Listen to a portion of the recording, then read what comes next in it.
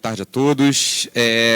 Continuando a apresentação dos palestrantes desse próximo painel, eu convido a compor, eu ia falar a mesa, mas eu logo vi que seria um termo juridicamente inapropriado, mas eu convido ao palco o desembargador Cláudio Delorto, do Tribunal de Justiça do Estado do Rio de Janeiro, professor da PUC do Rio.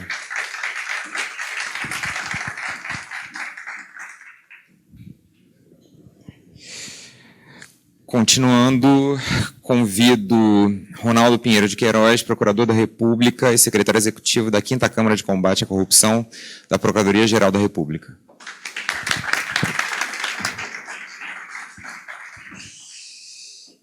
E, para fechar o painel, eu convido Flávio Mirza, professor de Direito Processual Penal da Faculdade de Direito da UERJ.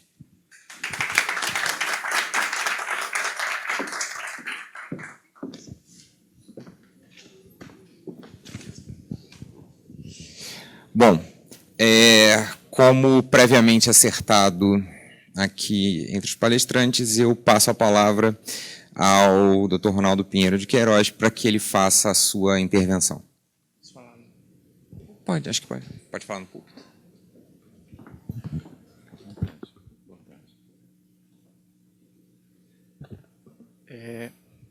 Boa tarde a todos. Primeiramente, gostaria de agradecer o honroso convite pelos organizadores, a UERJ, o Tribunal de Contas do Estado do Rio de Janeiro, cumprimentar os meus colegas de painel e cumprimentar a todos aqui presentes, parabenizar essencialmente pela escolha do tema, um tema extremamente importante, atual e perigoso, porque o acordo de leniência, que é uma peça-chave no combate à corrupção, se mal aplicado ou deturpado, ele pode gerar um efeito contrário no que se espera.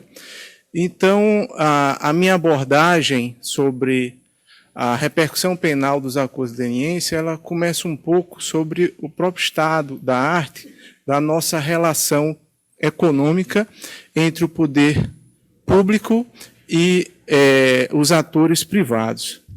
Imaginem-se os senhores e a senhora na seguinte situação. Você é dono de um time de futebol, investe pesadamente nos melhores profissionais, contrata o técnico mais experiente, constrói uma estrutura profissional para o melhor treinamento, desenvolve a estratégia mais eficiente, enfim, trabalha na inovação do seu time de futebol. Quanto maior o investimento na eficiência, maior a chance de ser campeão, correto? Agora imagine o seu time, depois de todo esse investimento, não consegue disputar campeonatos. Quando consegue, com dificuldade, entrar no campeonato, é excluído por alguma regra burocrática inventada. Quando, com mais dificuldade ainda, consegue jogar, um juiz trata de vender a partida para o outro time. Perna de pau, cujo maior investimento foi comprar a falta de isenção do juiz. Esse tipo de situação no Brasil ocorre com uma infeliz frequência, não apenas em campeonatos de futebol, mas também nas contratações públicas. A relação econômica entre empresas privadas e poder público, infelizmente, ela tende a ser viciada. E esse vício se dá pelo fenômeno da corrupção. A corrupção ela é essencialmente anticompetitiva. Ela impede que as empresas que investem na sua eficiência, na sua inovação e que são, portanto, mais competitivas, ganhem mercado no setor público. Se não fizer parte do esquema, se não fizer parte do grupo, não entra.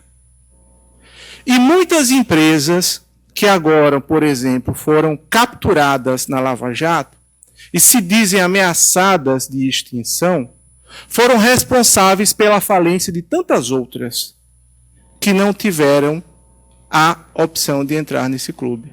Foram barradas num processo de escolha do juiz. E, nesse aspecto, não adianta afastar o juiz corrupto da partida se você não afasta também o time de futebol corruptor. Porque senão o jogo continua viciado. Então, no nosso direito anticorrupção, o foco sempre foi no agente corrupto. No agente público. No nosso microsistema, tínhamos a Lei de Improbidade Administrativa, que no plano civil é um dos instrumentos mais eficazes no combate à corrupção, mas o grande foco da Lei de Improbidade Administrativa, a 8.429, é o agente público. A lei até admite também a imputação do particular, mas o particular entra de forma acessória, até porque se o agente público não fizer parte da relação processual, não existe improbidade administrativa. O direito penal tipifica a corrupção. É verdade que ela tipifica a corrupção do agente público, a corrupção passiva, e do agente privado, a corrupção ativa. Mas o agente privado, apenas o particular, a pessoa física. O direito penal não pune a pessoa jurídica no plano da corrupção. Aliás, a pessoa jurídica só é punível penalmente nos crimes ambientais. Então, no direito brasileiro, dentro do microsistema anticorrupção, sempre existiu uma lacuna benevolente para as empresas corruptoras, para as empresas que compram o juiz, para as empresas que compram as partidas, as licitações. E o Brasil, mesmo com essa lacuna legislativa, não se movimentava. Não adiantava a pressão internacional, já que nós havíamos ratificado e aprovado, no mínimo, 3 grandes e importantes tratados anticorrupção. O da ONU, o da OEA e o da OCDE. O da OCDE, inclusive, era a maior pressão para que o Brasil criasse uma legislação eficaz contra as empresas corruptoras. Um tratado que foi aprovado pelo Congresso Nacional em 2000, e o Brasil passou 13 anos em débito, a despeito da pressão internacional, para editar uma legislação eficiente. Não serviu a pressão internacional. Foram as pressões das ruas, em junho de 2013, que fez com que o Congresso tirasse dos escaninhos o projeto de lei que cuidava de tratar da punição das pessoas jurídicas corruptoras. Foi neste cenário e neste ambiente histórico que surgiu a Lei Anticorrupção, a 12.846. Neste mesmo cenário, dentro dessa mesma pressão social, também foi aprovada a Lei 12.850, a nova lei contra o crime organizado, o principal veículo da Lava Jato, onde não só tem disposições penais, mas principalmente debate e tem um rol de técnicas especiais de investigação, dentre elas a colaboração premiada criminal. Então, a Lava Jato não só impulsionou a nova lei contra o crime organizado, mas ela deu destaque também à Lei Anticorrupção. O primeiro ano de vigência da Lei Anticorrupção é uma lei que passou meio que despercebida. É uma lei que não contava tanto com a preocupação de boa parte do setor econômico. Até que os principais fatores reais de poder da seara econômica foram envolvidos nessa investigação. O Banco dos Réus foi democratizado, colocando também ricos e poderosos atrás das grades. E o risco financeiro dessas empresas ficou iminente e começou-se a debater a lei anticorrupção nas diversas rodas jurídicas, econômicas e políticas do país. Por isso que esse seminário está funcionando aqui. Estamos debatendo a lei que pode funcionar ou não. Vai depender aí dos principais atores que atuam em torno dessa lei e da pressão da sociedade novamente. E sobre a lei anticorrupção, como eu falei, o principal destinatário dela é a pessoa jurídica corruptora. A lei agora tentou fechar o ciclo da cadeia de corrupção, não apenas mirando o corrupto, mas também o corruptor. De nada adiantava você trocar um servidor, punir um servidor e afastar das suas funções, se na outra ponta da relação promíscua continuava a existir aquela pessoa que oferecia vantagem devida. E aí, mais cedo ou mais tarde, o esquema ia voltar a funcionar. Tem que atacar as duas pontas da relação. Tem que punir as duas pontas da relação. E essa lei ela veio com a força porque a metodologia de imputação é de responsabilização objetiva. Contratar com o poder público é uma atividade de risco. Ainda mais do Brasil, que está na posição de número 76, na classificação internacional da transparência internacional. A lei trouxe sanções rigorosas, multa de até 20% do faturamento da empresa, publicação extraordinária da decisão condenatória, proibição de receber incentivos fiscais e creditícios, ressarcimento do dano, inclusive a pena capital, a morte civil da empresa. Em algumas situações específicas, pode haver a dissolução compulsória da pessoa jurídica. A lei investe também na prevenção, no momento em que ela estimula as empresas a adotarem programas de integridade, desenvolver uma governança ética, os sistemas de compliance. E, por fim, também tem a previsão do acordo de leniência, que é um instrumento capaz de viabilizar um combate maior à corrupção. Então, no acordo de leniência, o que é que nós temos para falar um pouco? Primeiro, é um instrumento de dupla finalidade. Demorou um pouco para se entender dessa forma, mas a própria advocacia está incorporando essa ideia. O acordo de leniência, ele, a um só tempo, é uma técnica especial de investigação, porque eu consigo visualizar com os olhos do próprio participante daquele esquema corrupto o esquema de corrupção, e é uma técnica de defesa. Não é uma obrigação do investigado, é uma faculdade do investigado, até porque uma das premissas do acordo de leniência é a voluntariedade. Faz o acordo se quiser. E quando o investigado decide fazer o acordo, é porque ele fez um cálculo da sua situação jurídica. E há uma grande probabilidade de sanção. Então, ele dá o que o Estado quer uma visão maior sobre aquele esquema de corrupção, porque o Estado quer debelar aquele problema, e o Estado, em troca, dá uma premiação, uma isenção ou atenuação de pena. Então, ele tem essa dupla finalidade. O acordo de leniência também tem um caráter preventivo. Ele não só obriga a empresa a adotar um programa de compliance ou a melhorar o seu programa de compliance, como também ele determina que a empresa cesse com a sua conduta ilícita, sob pena de revogação do acordo. A medida provisória 703, ela tirou um requisito que, na minha opinião, era essencial na lei anticorrupção, que é a admissão de culpa, ou admissão de participação no ilícito. A lei anticorrupção, ela tem um caráter transformador de cultura do mercado, exigindo uma disputa ética, uma concorrência darwiniana, no sentido que a empresa mais competitiva, ela se estabeleça no mercado.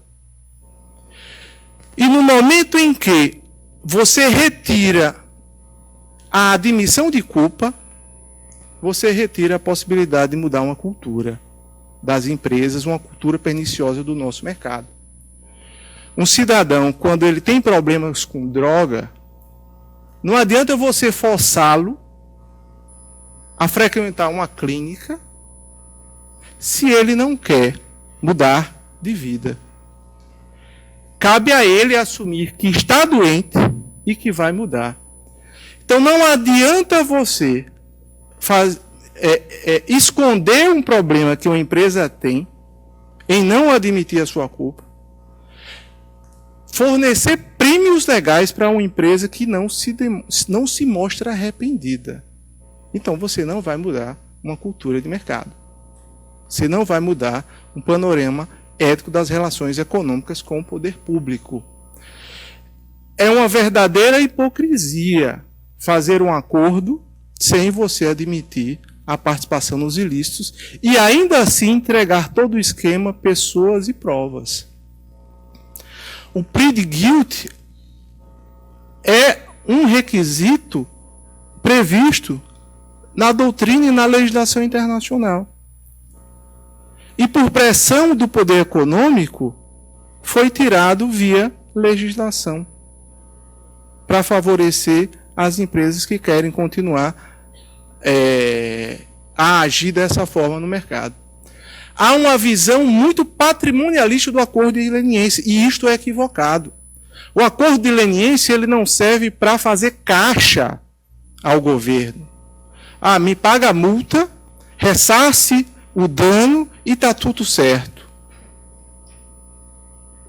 Isso não é um acordo de leniência. O acordo de leniência é vou debelar aquele esquema.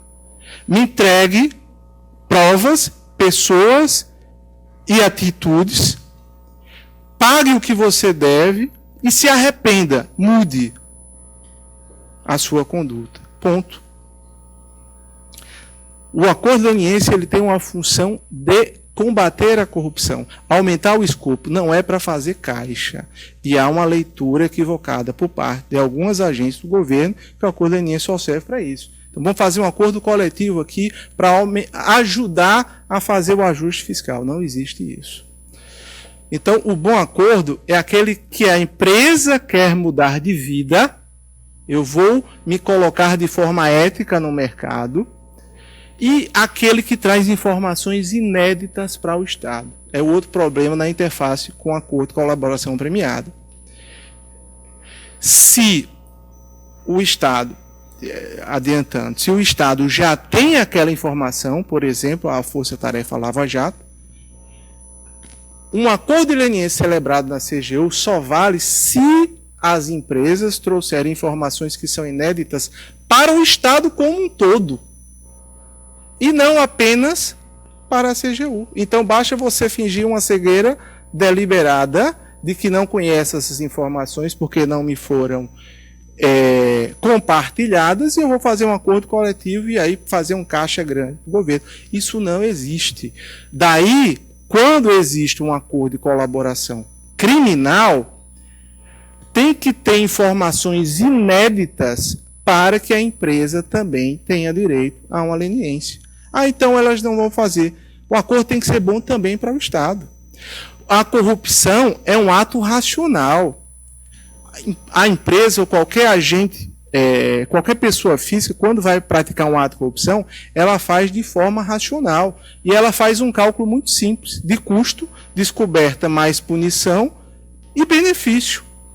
Dinheiro fácil mais impunidade. No Brasil, esse cálculo é favorável para a impunidade. A nossa população carcerária tem menos de 3% de pessoas condenadas por corrupção. Então é muito tranquilo fazer esse cálculo.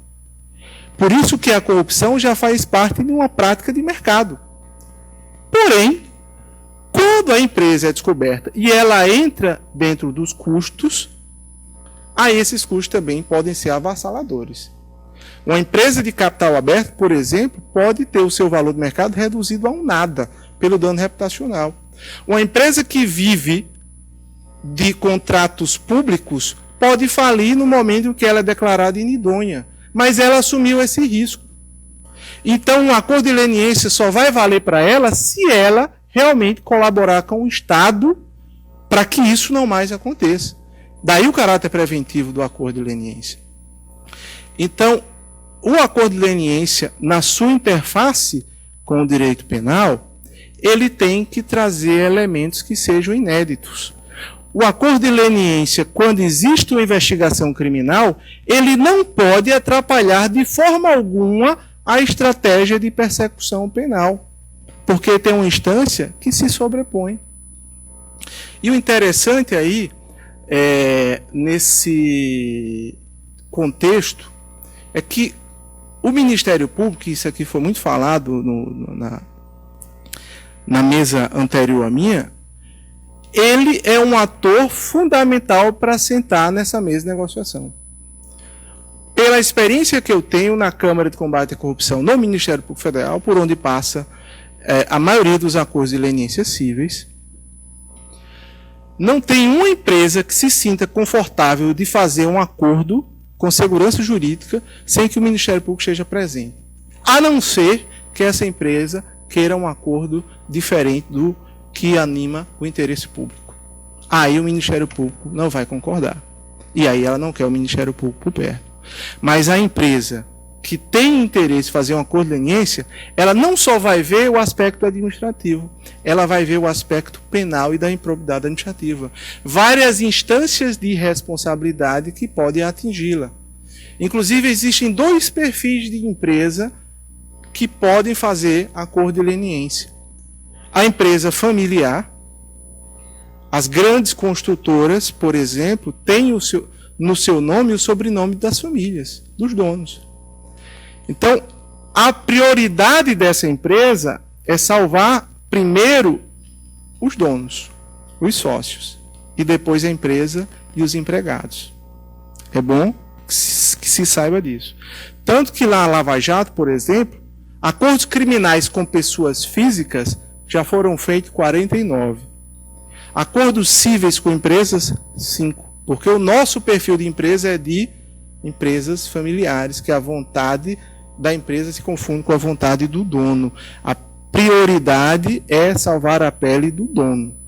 Diferente de uma empresa de capital aberto ou capital democrático. Essa empresa, a prioridade é salvá-la, salvar a sua rigidez financeira e salvar aqueles empregos que ela mantém de forma social. A decisão ou a permanência dos sócios para ela é indiferente. Veja o caso da Apple, que é uma empresa de capital aberto do tipo democrático.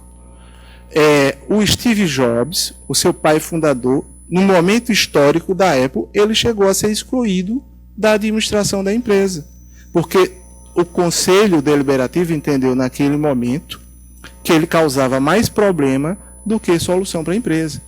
Embora a história tenha demonstrado que essa decisão foi equivocada do Conselho de Administração, esse exemplo ele é gritante para mostrar que a vontade da empresa de capital aberto do tipo democrático prevalece sobre a vontade do seu dono, certo? Ou dos seus pais fundadores. Então, nesse cenário que eu apresento, para finalizar, já esgotando o meu tempo, que essa lei anticorrupção, o nosso microsistema anticorrupção, a Lava Jato, as movimentações cívicas de rua, enfim, todo esse ambiente que vivemos, ele tem que servir para alguma coisa. O Brasil está passando por grandes sacrifícios, o Brasil está sangrando, e é preciso que tudo isso valha a pena. E para valer a pena, a gente tem que limpar o mercado. Se a empresa, qualquer uma que seja, da Lava Jato ou não, quer mudar de vida, quer entrar num novo panorama de governança e de competitividade ética pela eficiência ou pela inovação, elas têm que ser recuperadas no acordo de leniência. Agora, se a empresa não quer adotar essa conduta, paciência. Abra espaço para aquelas que nunca tiveram espaço no mercado, porque o seu clube não deixou. O acordo de leniência ele não é recuperação judicial. O acordo de leniência é um instrumento de combate à corrupção. Então, nesse cenário, em time que está ganhando de forma fraudulenta, se mexe, e se mexe mesmo. E a torcida, também conhecida como Sociedade Brasileira, agradece. Muito obrigado.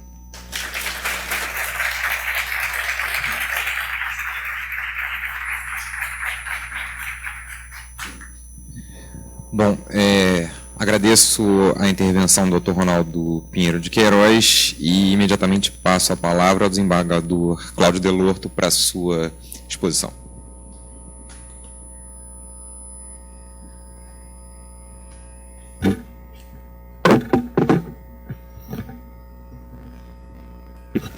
Bem, boa tarde a todos e a todas. É uma honra, um prazer poder estar aqui com vocês nesse evento de suma importância para o Brasil, nesse momento em que nós estamos adotando exatamente medidas, como já apresentadas, para estabelecermos uma eficiência nesse sistema de combate à corrupção, de defesa da concorrência, não é? E principalmente de encontrarmos caminhos favoráveis a uma grande vantagem, um grande gol da sociedade brasileira, como disse o Dr. Ronaldo Pinheiro de Queiroz, procurador da República, depois de sua brilhante exposição. Quero cumprimentar o Dr. Flávio Mirza e o Dr. Rodrigo Costa, professor da UERJ, pela oportunidade de estarmos discutindo essa questão dos efeitos penais do acordo de leniência. E eu começaria destacando um ponto que foi tocado pelo doutor Ronaldo, desculpem, no que tange à obrigatoriedade da participação do Ministério Público nos acordos de leniência. Isso, inclusive, é objeto de um projeto de lei que está no Senado, se não me engano, o projeto de lei 105 de 2015, que pretende resolver essa questão de uma vez por todas, ou seja, para a celebração dos acordos de leniência e para afastar esta fragilidade que pode haver, muitas vezes, de insegurança jurídica para aqueles que pretendem firmar o acordo de leniência, porque, mesmo firmado o acordo de leniência, poderia o Ministério Público, em respeito ao princípio da obrigatoriedade ou indisponibilidade da ação penal, propor uma ação criminal, mesmo tendo sido firmado o acordo de leniência. Ele fez bastante clara a distinção das colaborações ou delações premiadas, que não guardam, apesar de estarem dentro de um mesmo modelo de combate a esta endemia de corrupção, tem, evidentemente, efeitos jurídicos diferentes. Então, me parece bastante saudável que esse projeto de lei do Senado seja aprovado, no sentido de que se torne norma cogente a participação do Ministério Público para a celebração dos acordos de leniência.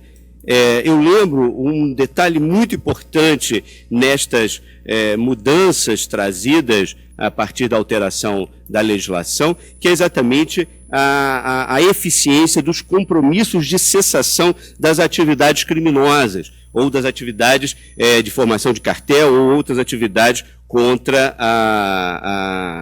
o interesse da boa economia, do bom mercado, da livre concorrência, enfim, todo esse sistema brasileiro de defesa da livre concorrência, que tem o CAD, Secretaria de Desenvolvimento Econômico, a Controladoria da União, enfim, todos os órgãos que estão envolvidos neste processo.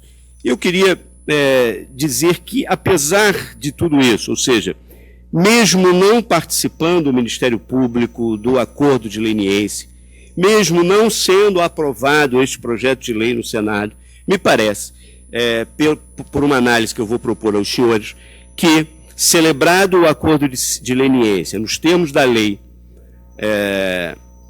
não teria o Ministério Público como efetuar a persecução penal. Me parece que, pelo sistema que nós temos, e eu começaria destacando o artigo 22 da Constituição da República. Então, é a União Federal que deve legislar sobre o direito penal, sobre o processo penal, enfim, estas normas nacionais. Evidentemente, se o Congresso Nacional, se a União Federal estabelece uma hipótese de celebração de um acordo de leniência nos termos previstos em lei, ela está oferecendo, ou seja, a União está oferecendo no seu arcabouço legislativo uma hipótese em que estaria afastada, a meu ver, a obrigatoriedade da ação penal. E volto a chamar a atenção, seria ótimo, seria o ponto ótimo que o Ministério Público, dono da ação penal, participasse do acordo de leniência. Mas se isso não ocorrer, ou se não houver esta obrigação legal, ou se não houver este convite, me parece que em alguns casos tem havido pelo próprio, na própria celebração do acordo de leniência, para que nós tenhamos um maior número e afaste essa insegurança que pode ocorrer no caso da não participação do Ministério Público, ou seja, eu celebro o acordo de leniência e depois o procurador, o promotor oferece denúncia. Isso gera uma insegurança.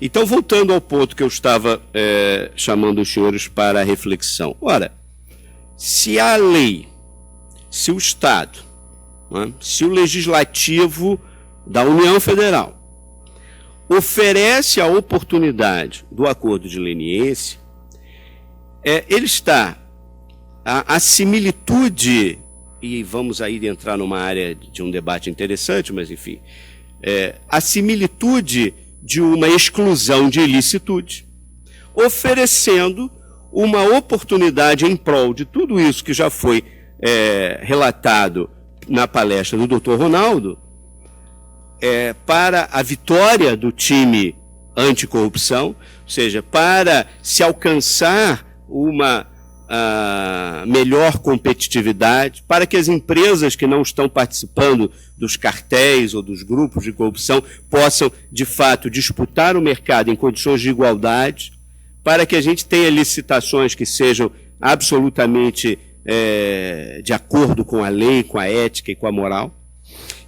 Então, se o legislador oferece esta oportunidade de celebração de um acordo de leniência, se nós pensarmos num sistema penal onde a ilicitude, nós poderíamos lembrar as lições do Zaffaroni, poderíamos lembrar as teses do garantismo, mas todas elas andam muito hoje vinculadas a posicionamentos políticos e tal. Eu preferia fazer um raciocínio de que o tipo penal, o modelo de fato punível, ele pode, evidentemente, ser afastado na compreensão da antijuridicidade, da contrariedade ao sistema normativo pelo próprio legislador.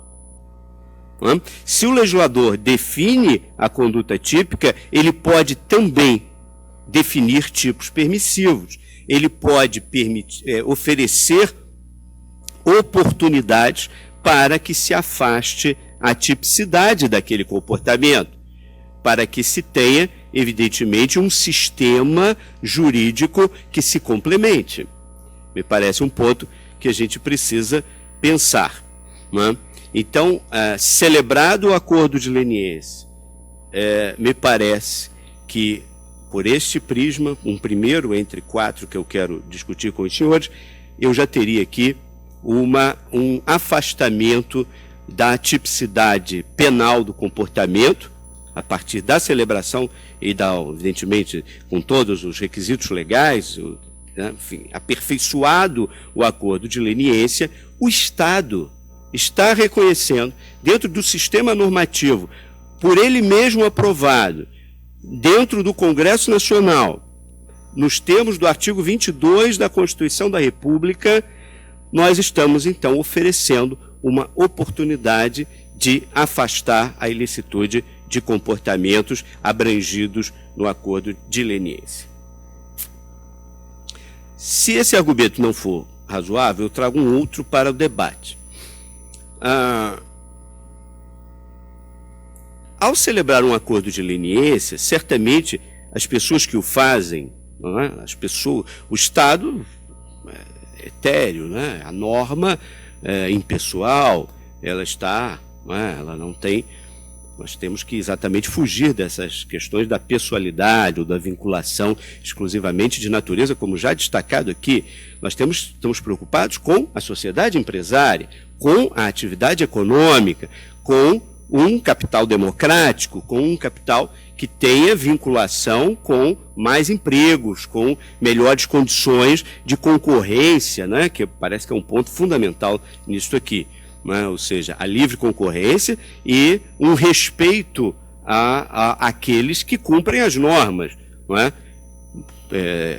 Usando o exemplo do time de futebol, eu tenho um time que treina adequadamente, que faz todos os treinamentos necessários, e um outro que corrompe o árbitro, não é? Que compra a partida. Então, evidentemente, isso é uma concorrência absolutamente desleal. E no campo econômico, a gente enfrenta situações de sociedades empresárias que cumprem todas as obrigações, que pagam seus impostos, que cumprem todas as obrigações trabalhistas, tributárias, etc., pagam seus fornecedores em dia, pagam seus funcionários em dia, e ao lado eu tenho uma outra empresa que concorre vendendo o mesmo produto pela metade do preço, porque não cumpre nenhuma dessas obrigações, ou pior, corrompe o fiscal, corrompe isso, aquele e tal, e evidentemente não é isso que desejamos. Então, a preocupação é uma preocupação, no fundo, né, usando um princípio geral, uma preocupação com a boa-fé. Boa-fé de natureza objetiva.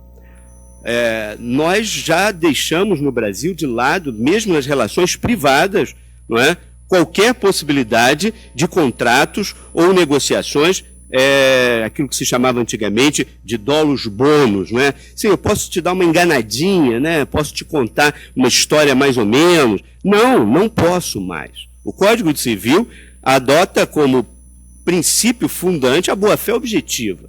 Ou seja, se eu não souber, tudo bem, mas se eu sei que há um problema, se eu sei que há um defeito, eu tenho que trazer isto para a negociação e isso tem que ser dito. Portanto, a boa-fé é um princípio que vai nortear todas essas negociações. E mais, é um princípio que vai negociar a elaboração da lei. Me parece que é uma coisa... Eu não posso pensar num sistema jurídico onde eu dou com uma mão e retiro com a outra. Eu não posso pensar num sistema normativo onde eu ofereça o acordo de leniência como se fosse uma pegadinha ou uma ratoeira, para depois que o indivíduo estiver ali capturado, eu venha e ofereça a ele uma denúncia ou uma ação penal. Então, me parece que pensando sobre o aspecto da boa-fé na elaboração das normas jurídicas e na celebração desses acordos de leniência, evidente que quando se chama para celebrar um acordo de leniência, eu não posso pretender que isso seja uma armadilha.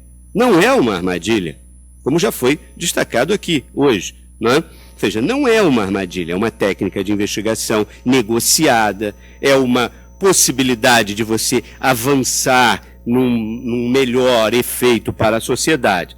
Então, me parece que se o Estado, o segundo argumento, se o Estado oferece a oportunidade do acordo de leniência e este acordo negociado é celebrado e aperfeiçoado, haveria um verdadeiro venire contra facto próprio se o Estado, o mesmo Estado, em seguida oferecesse uma ação penal contra este indivíduo, ou contra fatos que são abrangidos pela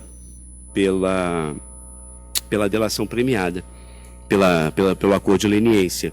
Né? Então, essa reflexão me levam a pensar que essas eventuais denúncias que venham a ser oferecidas após a celebração de acordo de leniência, eu diria mais, eu acho que às vezes o número reduzido de acordos com temor de uma possível e futura ação penal fundamentada no princípio, né, da indisponibilidade e da obrigatoriedade da ação penal, isso seria um verdadeiro retrocesso dentro de um sistema que se pretende construir. Sistema que eu chamo a atenção dos senhores, quando nós falamos de mitigação da obrigatoriedade da ação penal no Brasil, isso já vem sendo construído de longa data. Não é novidade o que eu estou dizendo, não é?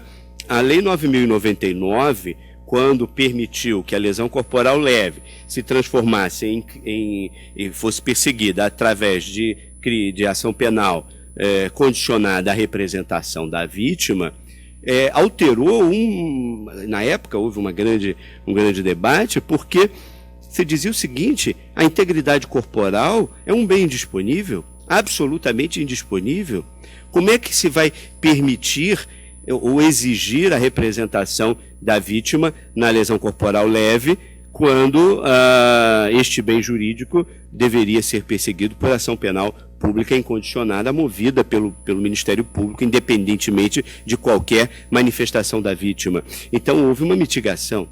Nós temos enfrentado na jurisprudência várias situações como essa, a questão do cheque, do estelionato através de cheque, onde praticamente hoje se reconhece que não haveria justa causa para a ação penal caso o pagamento do cheque se dê até, aí ficam as discussões, até o recebimento da denúncia, então deixaria de ter. Então eu já tenho uma denúncia oferecida, ele paga o cheque e eu não tenho mais justa causa para a ação penal. Então vejam que não é nenhuma novidade o que eu estou dizendo, apenas encontrando, a meu ver, fundamentos para justificar efeitos penais automáticos decorrentes, inclusive da não participação, numa eventual não participação do próprio Ministério Público na celebração do acordo de leniência, porque uma denúncia oferecida nessas condições, me parece que ela violaria diretrizes de um devido processo legal que deveria ser conduzido por um conceito que me parece bastante fundamental, que é o processo como meio de garantia do sujeito em face do Estado. Estado esse que é o próprio Estado, nos termos do artigo 22, inciso 1 da Constituição, que criou as normas, que, através do seu legislativo da União Federal, estabeleceu as normas que serão reguladoras de todo esse procedimento.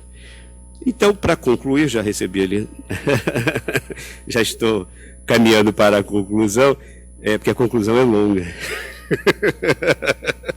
Então, nós temos o problema do artigo 395 do Código de Processo Penal, que é exatamente a discussão da justa causa para a propositura da ação penal. Me parece que faltaria uma condição da ação. Me faltaria uma condição da ação, uma denúncia ofertada após a celebração de um acordo de leniência, onde as questões, vejam, esta que tem sido um problema, onde os tipos penais, e isso é importante ressaltar, né? É evidente que se eu tenho uma denúncia oferecida por outras circunstâncias, por outros fatos, que não são os fatos abrangidos pelo acordo de leniência, evidentemente não é disso que estamos tratando. Porque muitas vezes nós estamos dentro de um conjunto de condutas, de ações e de omissões que podem, evidentemente, não estar todas abrangidas pelo acordo de leniência. Então, ao celebrar o acordo de leniência, nos termos da legislação, e aperfeiçoá-lo, as partes envolvidas na celebração do acordo de leniência têm a absoluta clareza sobre o objeto desse acordo. Não, me parece óbvio, né? As pessoas estão negociando, esses acordos são acordos sofisticados, são acordos celebrados a partir de uma longa, às vezes exaustiva, negociação para se alcançar exatamente os limites, definir os limites do acordo de leniência. Então, tudo que eu estou dizendo está exatamente dentro deste limite do objeto do acordo de leniência. Então, o artigo 395 do Código de Processo Penal, ele diz que, o recebimento da denúncia, deve estar presente a justa causa para a ação penal. A justa causa para a ação penal. E aí, voltamos ao exemplo do cheque, voltamos a outras circunstâncias onde a jurisprudência tem apresentado várias situações de não recebimento da denúncia por falta de justa causa, né? Que é também uma área bastante interessante para a pesquisa e a meditação das senhoras e dos senhores, que é exatamente vinculada àquela ideia inicial de que eu tenho um Estado, uma União Federal, que legisla sobre o direito penal, que define os modelos de fato punível e que define também as causas de exclusão de ilicitude e que define, através de lei votada pelo mesmo Congresso Nacional, quais seriam as hipóteses e quais os efeitos do acordo de leniência.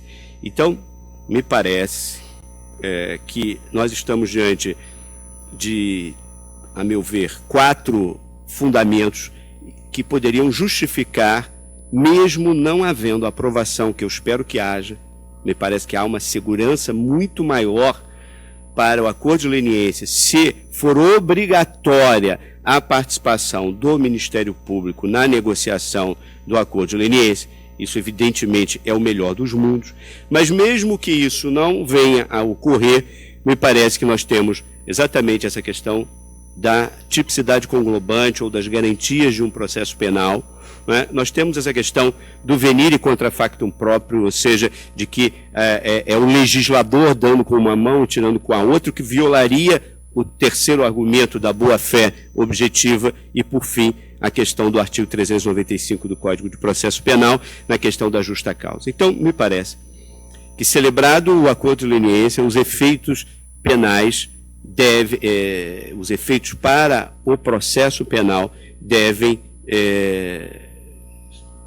subsistir, no sentido de que o acordo de leniência afasta a possibilidade do oferecimento de denúncia pelo Ministério Público em razão dos fatos que forem objeto do acordo celebrado e aperfeiçoado. Isso seria, a meu ver, um reconhecimento de um modelo de processo que é um modelo de garantia diante do Estado e celebrado exatamente na forma como o próprio Estado, através do seu Congresso Nacional, estabeleceu. Então eram essas as considerações que eu queria fazer sobre o tema e ficamos à disposição de todos. Muito obrigado.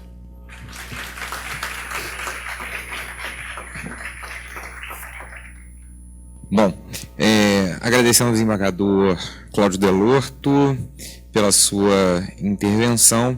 Eu passo a palavra ao Dr. Flávio Mirza para que possa fazer a sua exposição. Boa tarde a todos. Queria saudar também o desembargador Cláudio Delorto, o Dr. Ronaldo, o Dr. Rodrigo Costa, saudar os senhores e as senhoras que estão aqui presentes. E falar após dos brilhantes painéis é sempre uma tarefa hercúlea, né? Mas vou tentar me desincumbir desse ônus, lembrando sempre da lição do professor Barbosa Moreira, que palestra tem que ser boa e rápida. Se não for boa, que seja pelo menos rápida. Obviamente, isso também me lembra Salvador Dalí, quando ele foi receber um prêmio, ele disse, serei breve, e ao agradecer, serei breve, tanto que já terminei. Eu não vou ser tão surrealista, mas eu também vou tentar não cansar os senhores. Antes de iniciar, eu queria fixar algumas premissas fundantes do meu raciocínio, porque eu pensei também alguns reflexos, né, do acordo de leniência na seara penal, mas eu queria que vocês entendessem um pouco, ou conhecessem, entendessem ou não conhecessem as premissas fundantes do meu raciocínio, sempre preocupado com duas questões. A primeira, que eu sempre aprendi com o meu professor Afrânio, que o sistema processual penal tem que ser harmônico.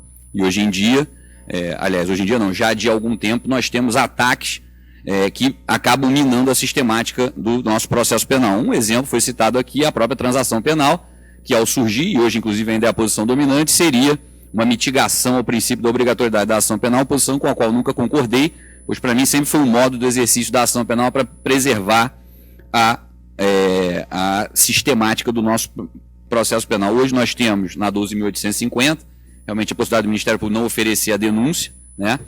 Algo que a gente pode discutir aí mais à frente, mas ainda assim o professor Afrânio diz que isso precisa ser discutido à luz do princípio da obrigatoriedade da ação penal, que Frederico Marques já falava lá nos elementos de direito processual, que é um dogma a ser observado.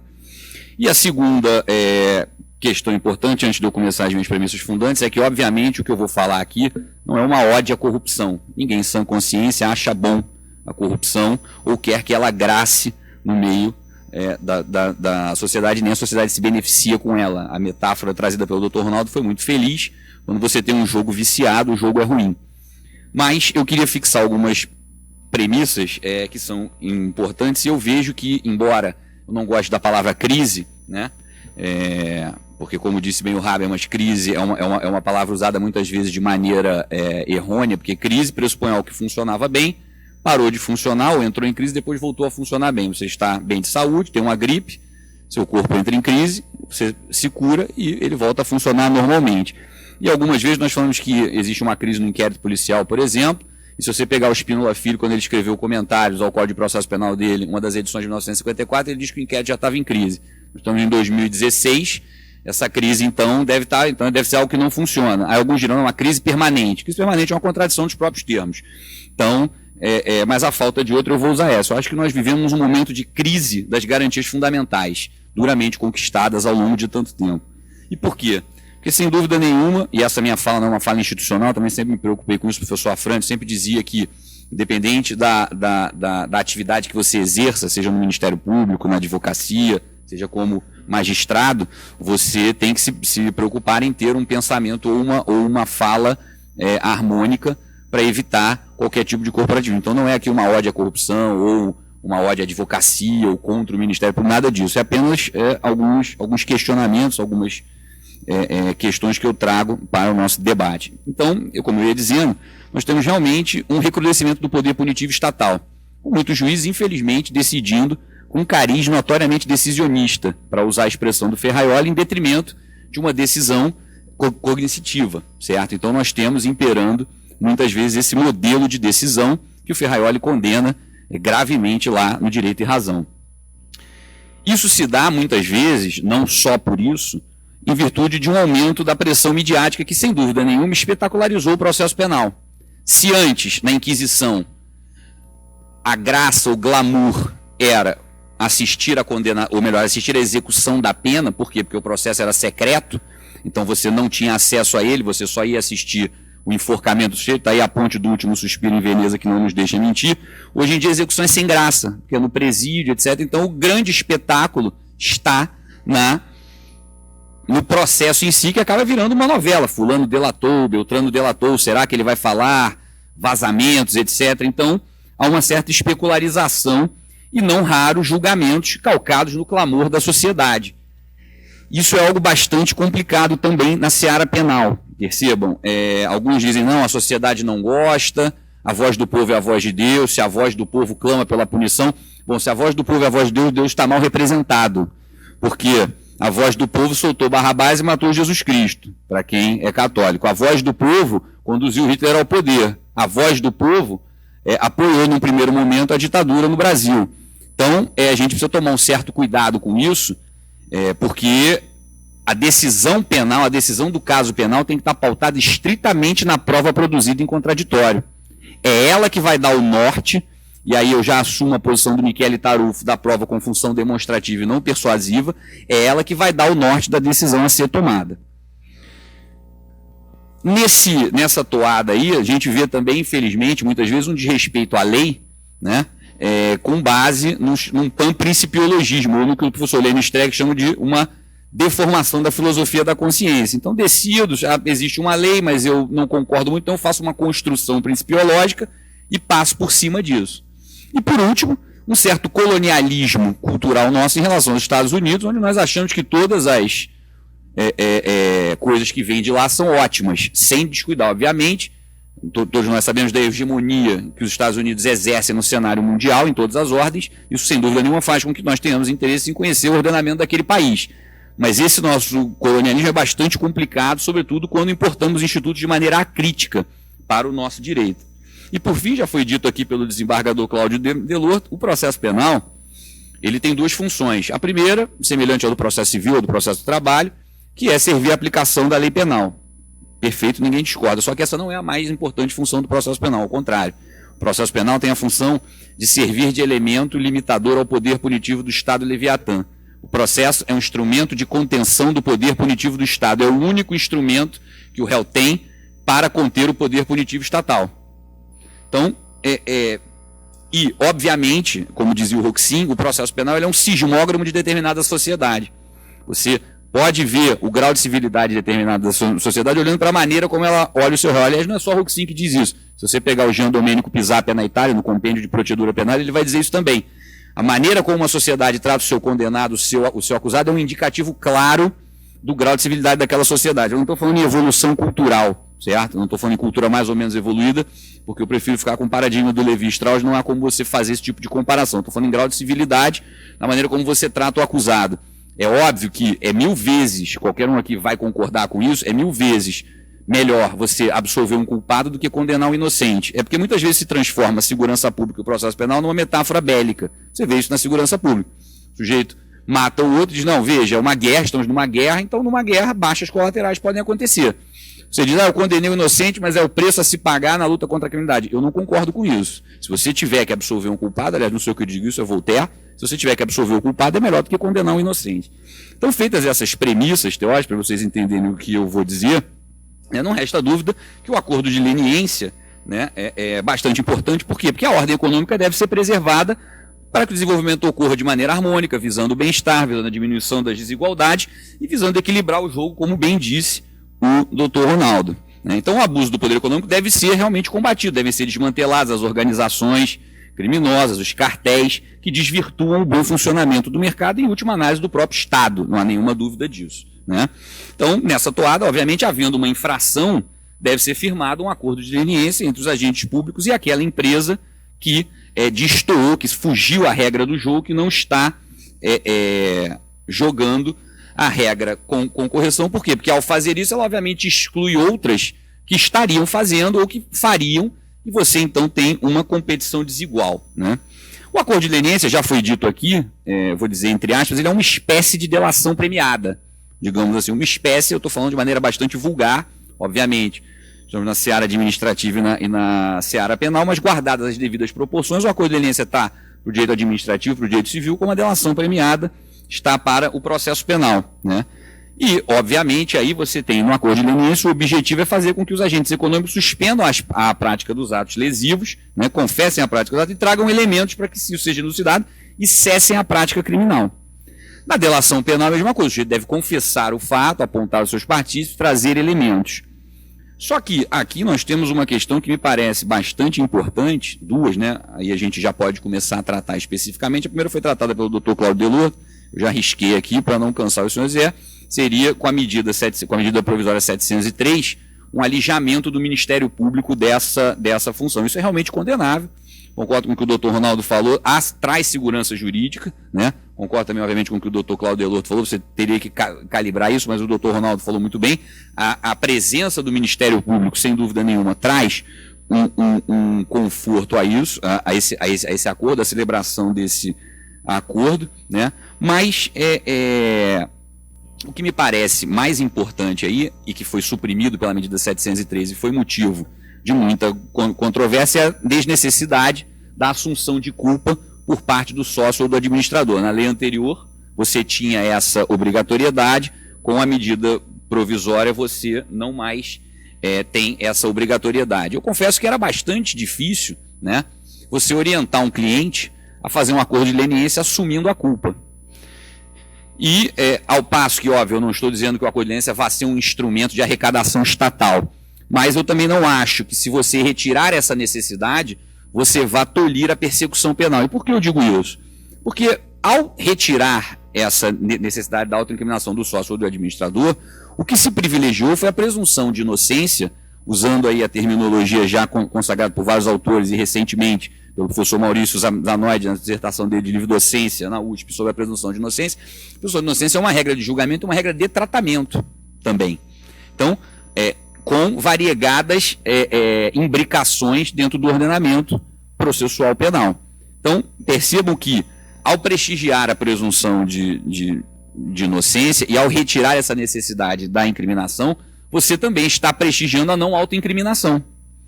O privilégio against self-incrimination, que a gente trabalha aqui o direito à não autoincriminação, também foi prestigiado dessa forma. Agora, você pode dizer, não, mas nesse caso, Flávio, ele estaria então inviabilizando eventual persecução penal, ou isso poderia ser mal visto. Não.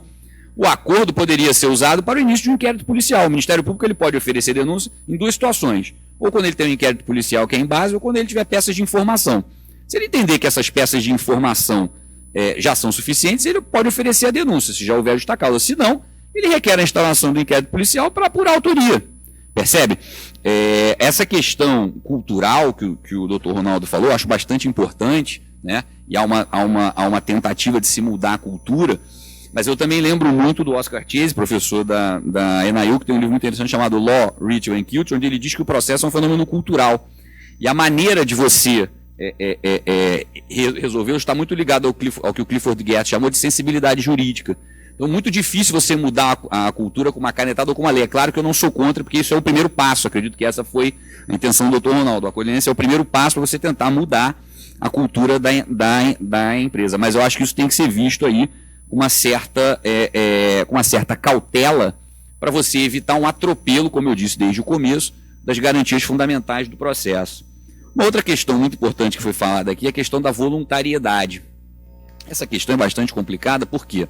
Se você pegar a doutrina mais crítica no processo americano, Joel Samar, professor da Universidade de Minnesota, o Capra, todos eles vão criticar muito o modelo norte-americano. É claro que, se você me disser, não, Flávio, mas eu já li vários livros e os juízes da Suprema Corte, inclusive, já chegaram a dizer que sem o plea bargain, a nossa justiça não chegaria a bom termo. Só os livros divergem um pouco, mas entre 10% e 5% dos casos penais chegam a julgamento pelo júri. A maioria termina no plea bargain quando o acusado assume a culpa, né? Quando você é acusado no processo penal americano, grosso modo, a sua primeira declaração se chama plea, você pode tomar 3 atitudes: not guilty, se declarar não culpado, guilty ou nolo contendere, que é semelhante à nossa transação penal, vamos colocar assim. Então, ao se dizer, ao se declarar guilty, você renuncia ao seu direito de ser julgado pelo júri, você concorda com a acusação. Ao se declarar not guilty, você diz, não, Estado, eu não quero isso, eu quero ter um julgamento, eu quero ser julgado. E a crítica que se faz é que essa voluntariedade não é voluntária, desculpe o tautologismo, mas é sim empurrada goela abaixo do acusado, que acaba aceitando aquilo porque é melhor, às vezes, numa relação custo-benefício, ele não quer prosseguir com o processo, pode ser caro, pode causar transtornos, a acusação muitas vezes se vale de implicações mais graves para que ele retorne e aceite o acordo, né? O professor Tiago Bottino teve agora fazendo um estudo em Colômbia e ele assistiu uma audiência numa corte, ele estava contando isso, e foram 40 audiências de aceitação de culpa e de aplicação imediata. Falou que 39 casos os sujeitos aceitaram, todos eram pobres, não tinham advogado e não tinham nenhuma orientação. O único que não era um sujeito que estava bem vestido, exceto tinha um advogado, disse, não, vamos conversar, vamos ver o que está acontecendo. Então, o advogado não está ali para atrapalhar, é óbvio, isso também é uma mentalidade um pouco errônea, haja visto que está na Constituição, o advogado é essencial à função jurisdicional do Estado.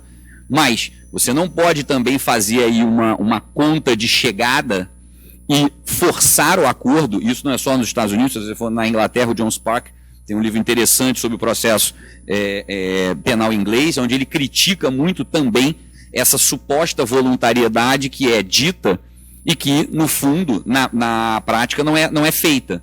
Então parece que é uma coisa para inglês ver, desculpa aí a expressão, mas supõe-se que há uma voluntariedade, mas no fundo isso não acontece. Hoje se diz muito, e aí você tem posição para os dois lados, né? Eu não vou tomar nenhuma posição, mas vou trazer a discussão para vocês. Critica-se muito o fato de que o sujeito é preso para ser forçado a fazer uma delação premiada. E aí quando ele faz a delação ele é solto.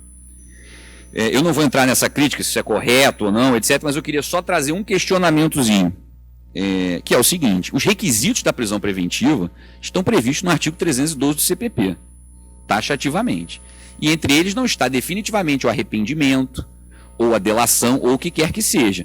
Então, e aí eu vou me valer do ensinamento do Hélio Tornaghi no Instituições de Processo Penal. O princípio reitor das prisões provisórias, ou enfim, da prisão preventiva, das prisões cautelares, é o princípio da necessidade. Então a prisão ou é necessária ou não é.